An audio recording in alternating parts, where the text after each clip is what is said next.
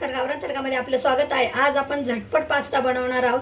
ज्या पास्त्याला आपल्याला 10 मिनिटं लागतात त्या आपण पास्ता 5 मिनिटात बनवणार आहे। 5 मिनिटात बनवणार आहे।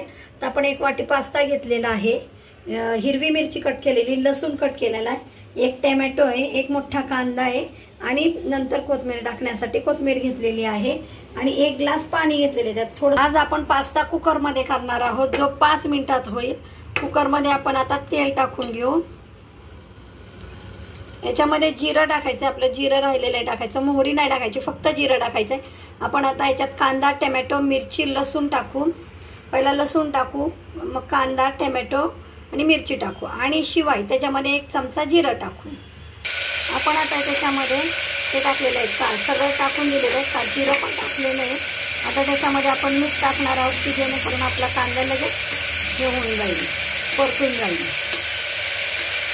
मीठ वेतातच टाकायचं, जास्तही मीठ टाकायचं नाहीये।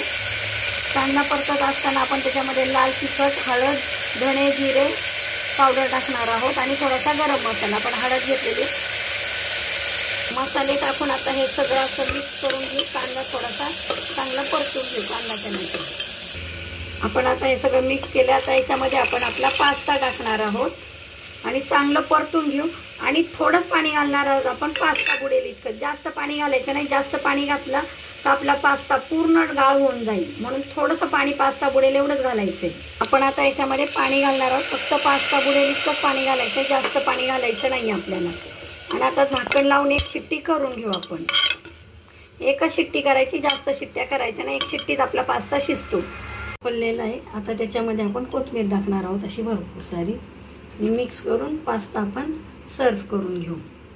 प्रकारे तयार आहे आपला कुकर मध्ये 5 मिनिटात केलेला पास्ता।